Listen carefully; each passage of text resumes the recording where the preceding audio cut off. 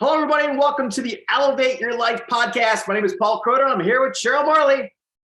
Well, good afternoon, everybody. Good day. I am, like always, excited to be here.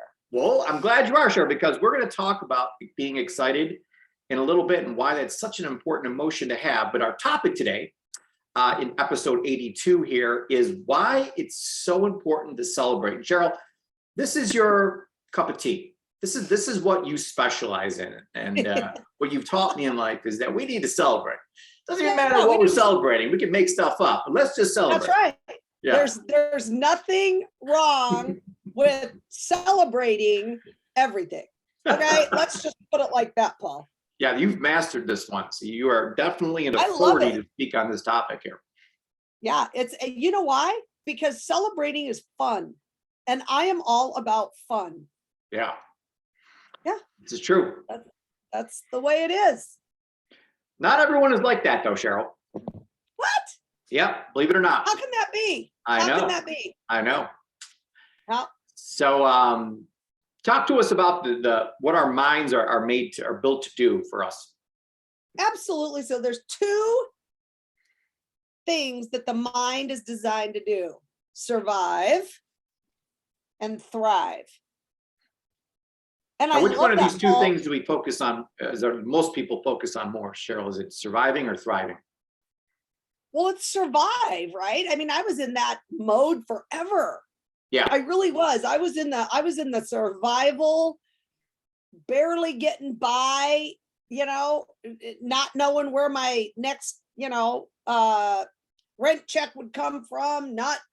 Oh my gosh, I remember.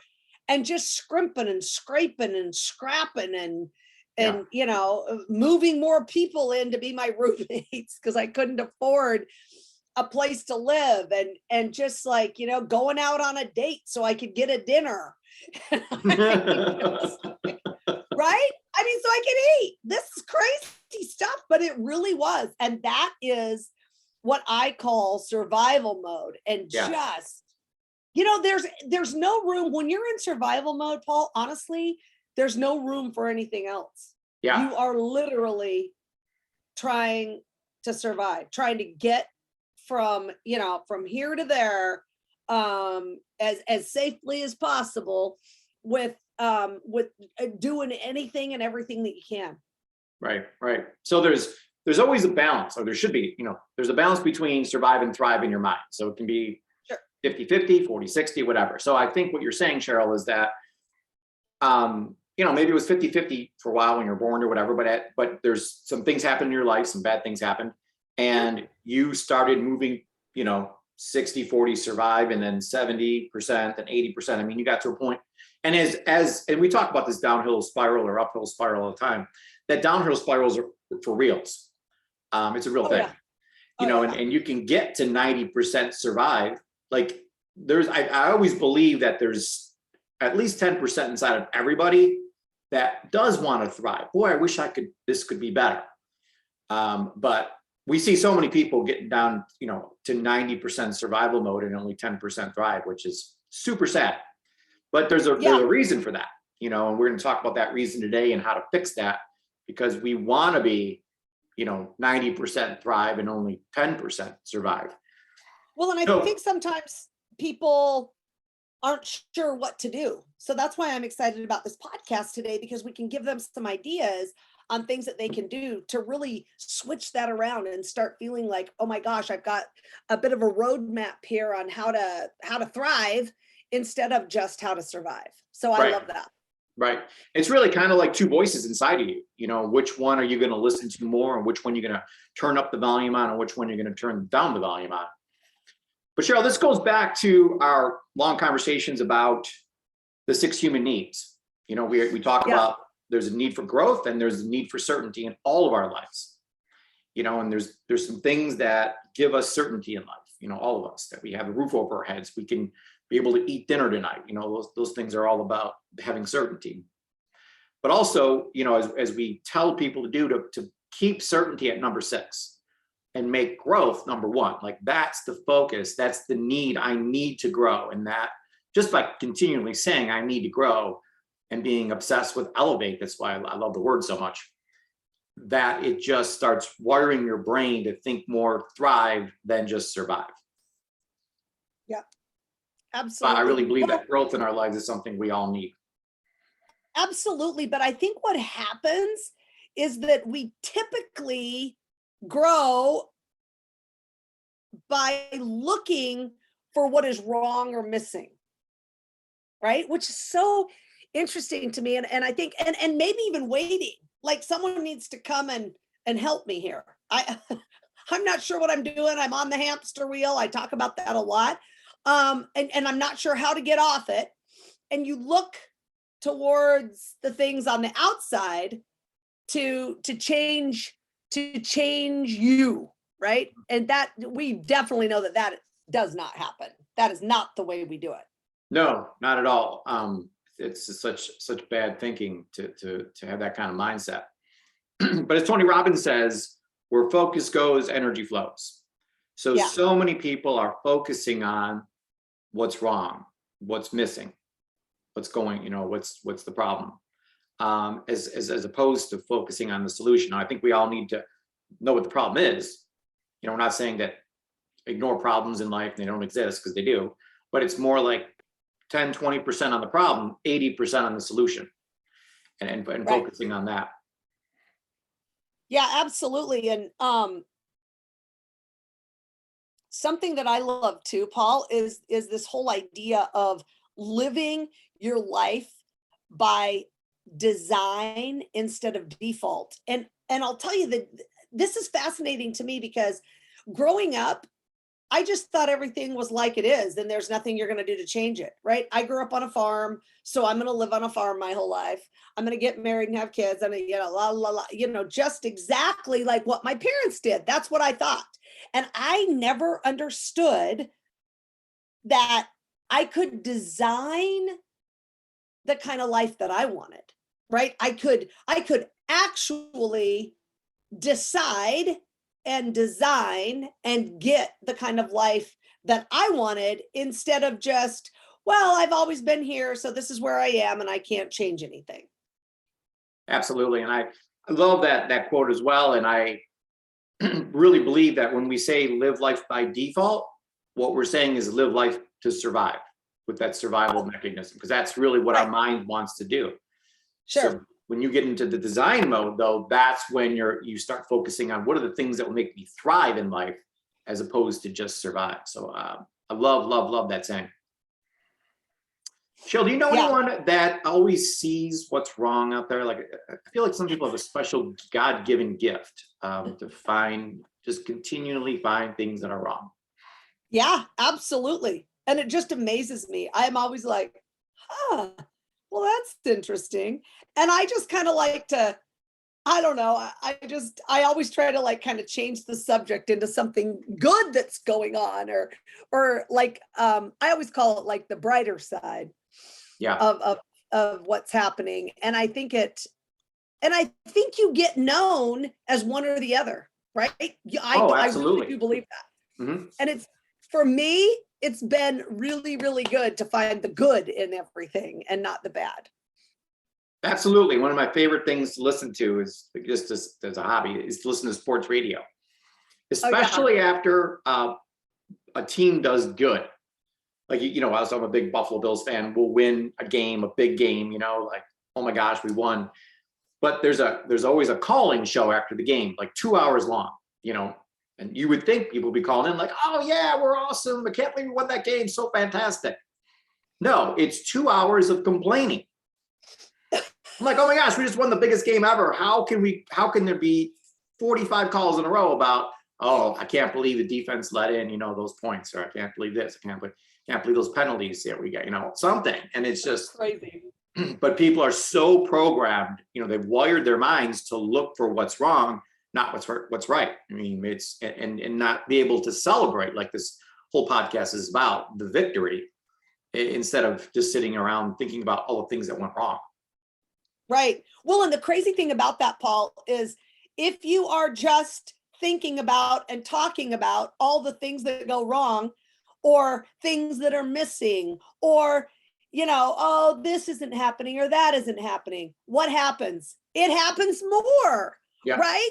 It keeps happening, whatever you're focusing on. And I think that is one of the truest statements, is whatever you focus on is what's going to happen, where your energy goes. I really love that whole idea. And it made me aware that let's be very careful about where our energy is going. And if it's going to the bad and the missing and the this and the that, well, you're never going to get out of that pattern. Yeah. I mean, we're really big on the law of attraction. We believe in that 100%. And to focus on what's wrong all the time is just going to bring more wrong in. People just don't understand that. Well, I got to focus on what's wrong so I can, fix things. And they're always in the fix it mode, as opposed to, thinking about what do I want to really attract into my life and having those feelings and thoughts in their mind, which is really where people are going to thrive. But we see people all the time, Cheryl, so focused on problems that it just becomes a pattern. Like you were saying before, that it just becomes who they are. And we all have patterns in life, but you really want to pay attention to your patterns and say, am I the type of person that only always complains or looks for something negative or points out the negative? If that's you, and it's always hard to look in the mirror and see that, but if it is you, we're going to give you some tips in a little bit here on how to change that around. Well, and Paul, if you're wondering, I mean, you could certainly ask a friend or two that you trust. Sure. Hey, how do you see me? Do you see me as a positive person, or do you see me as somebody who's always looking for or at the negative? And that's I think that's a really cool thing to do anyway, just because then you kind of get another person's, thoughts on it. Someone, and again, someone that you trust, someone that's not going to like bash you to, Yeah. right, make you feel bad or whatever. But really find that out. And I think, and I really believe that all of this stuff starts with becoming aware. And as soon as you're aware, then you can do whatever you need to do to fix the problem, or come up with ways, to fix the problem, right? It's not like we're trying to tell people, hey, don't think about any of the problems in your life or anything like that. Don't ignore them. But it's all about coming up with solutions for whatever problems you do have in your life. Yeah, absolutely. So like I said, there is definitely a balance, as you said, but people get to a point where they're so focused on the problems. Even if you come to them with a solution, they don't even want to hear it. Yeah. They're always going to be, yeah, but blank. Yeah, but that's, I think there was there was a story. Did John Maxwell tell a story? I forgot who told a story where this guy was in a boat and he threw this stick and the dog ran across the water to get the stick and then came back, and you're like, that's amazing. It's a miracle. Then the guy goes, well, I knew that dog couldn't swim. The negative guy in the boat. So it's just there's those people out there that just don't see the good at all. They're just like, I knew that dog couldn't swim. But he surely can walk on water. He can walk on water, though. Yeah. Let's not focus on that. Oh my gosh, that is so funny. But I know there's people listening to this right now, Cheryl, that can absolutely, understand what we're talking about, because we all know someone in our lives that's just like that. They're just so focused on negative and what's wrong and looking for what's wrong that they just can't even see the good anymore. And I think that's super sad. I mean, so this is the reason for this podcast. We want to teach you how to change this. First of all, like you said, Cheryl, become aware, I think, is number one for change. But let's talk about, we came up with 5 things on how to focus on thriving, how to rewire your brain so that we're going to be higher percentage of thriving than surviving. Now, remember that our favorite word is elevate. So you're not going to go from 80% negative to 80% positive overnight. Yeah, I believe everything's a process. But starting that process is really the key. And as you said, Cheryl, awareness is number one. But what else can people do to switch that balance from survive to thrive? Well, I love this, Paul, because honestly, I have always thought my whole life that whatever emotions you have or however you feel, I was talking about feelings, and those are emotions. They just come and it just happens, and there's nothing that you can do about it. But in fact, each one of us can decide which emotions we are going to feel today. We get to decide that, which is just so amazing to me, to be able to decide that. And the things that we want you guys to decide, the same things that we decide every day. And those are feelings of being grateful. And then also, Paul, of course, my favorite one, which is being excited. Yeah, I mean, those are I think the two best emotions to have, because you always want to be grateful for the things you have, but be excited about the things coming, or be excited about today.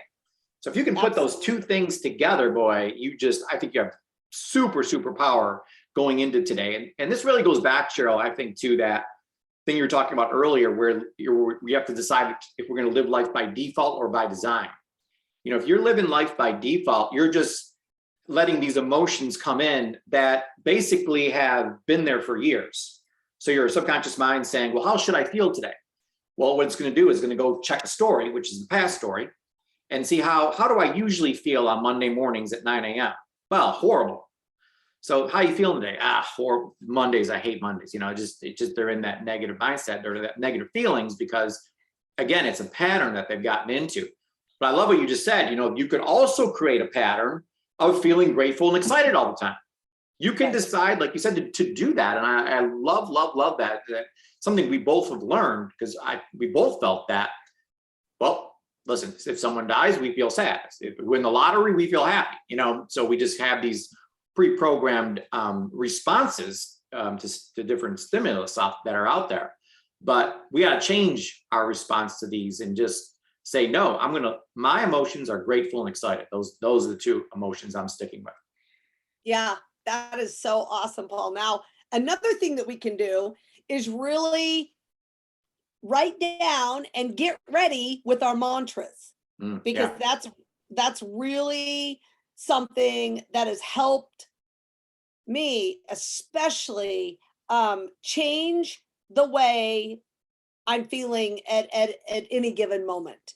So one of my favorite ones is, I am full of gratitude and super excited.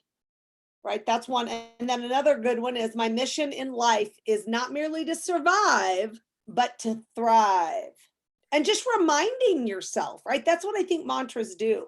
They kind of snap you out of feeling a certain way and into, the feelings of gratitude and the feelings of being super excited.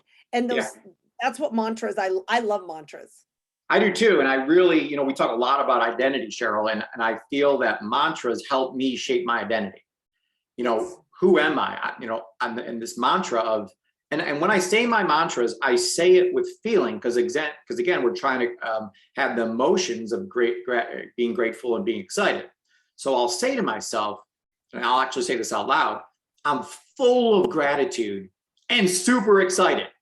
I'm putting emotion behind it, because that is going to be the driving force of making that part of your nervous system, and that really becomes who you are. You do that enough, you can absolutely change who you are. Because I don't know if people out there, Cheryl, listening to this being like, listen, I'm just a negative person. It's just who I am. I was born that way. Our question to you is, well, when did you decide that? We all decided that we're going to be a negative person or a positive person, or who we're going to be. So I love mantras, Cheryl, because they really help me shape my identity. Yeah. Awesome. Another thing that we can do is we can start a gratitude journal, right? Wow. And every day writing down something that we're grateful for. Yeah, I mean, there's all kinds of different techniques. I know some people write down the 3 things they're most grateful for right now, but I like to do it this way with what you just said, Cheryl, about finding something new to be grateful for, because it challenges my mind to not only be like, well, I'm grateful that I'm healthy. I say that every day. Of course, I'm grateful to be healthy, but I want my mind to go look for other things out there and, look for the small things that I'm grateful for. When you can start being grateful for the little things, your whole life changes. Yeah. That's really where the rewiring happens. Love gratitude journal. Can't recommend that enough. What else can we do, Cheryl, to move towards thriving? Well, you can talk about the next one, because I don't have it. Yeah. Well, I don't like lists. Yeah, I do. I do. And it's You do. The thing, but the reason why I like lists has completely changed.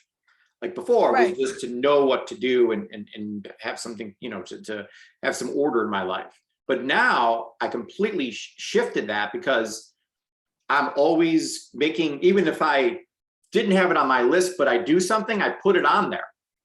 Because at the end of the day, I want to see all the good things that I did today. Because I was finding at the end of the day that I felt like nothing good was happening.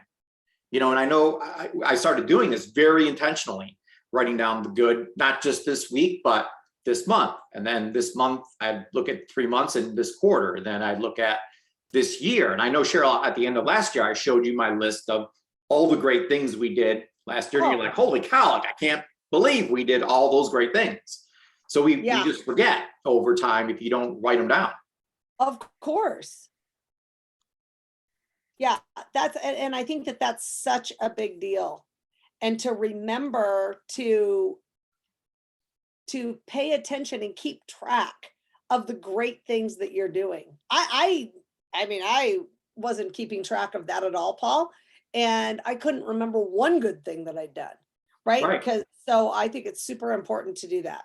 I listed off like 25 things and you're like, oh my gosh. And then I could see your attitude changing. Like, oh my God, 2021 was really the greatest year of our lives. We did all these amazing things. So it's writing this down is, I think, just super, super important. But keep in mind that, Cheryl, I know we see this a lot in women. They have a list of things to do today, and we're going to say 10, but it's probably more like 20 or 30. Women are amazing. Like, guys can't even chew gum and walk at the same time. I mean, there's no way we can multitask. But women are not just getting one thing done at a time. They're getting like 4 things done at a time, which completely amazes me. But it seems like women at the end of the day, and I hear this from so many women, especially, yeah, I did these 18 wonderful things today, but I didn't get those other 2 things done. And I feel like it's been a failure. It's been a bad day. Yeah,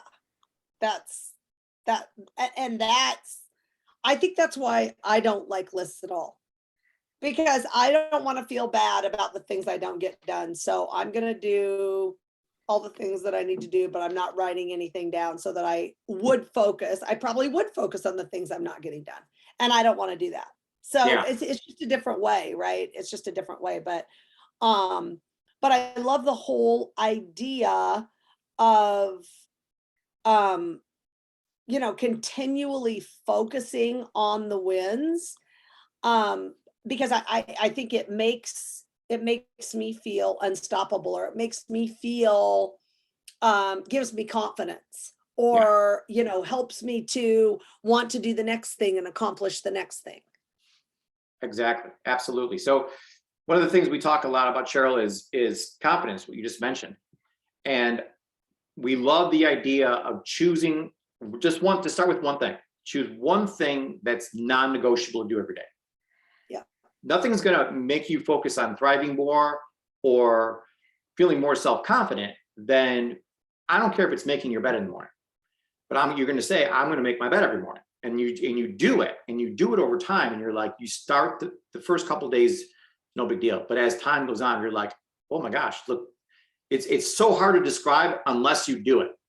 And then you'll know what I'm talking about, and what we're talking about here. So I love that, Cheryl. And I know, over the years, we don't have one thing that's non-negotiable. We have many things, like cold plunge, non-negotiable, the exercising, taking our supplements, eating right. I mean, there's just things that are just non-negotiable in our lives. And that's really what shapes who we become. It's the decisions that we make. So make a decision right now, pick something and pick something super small so that you can win.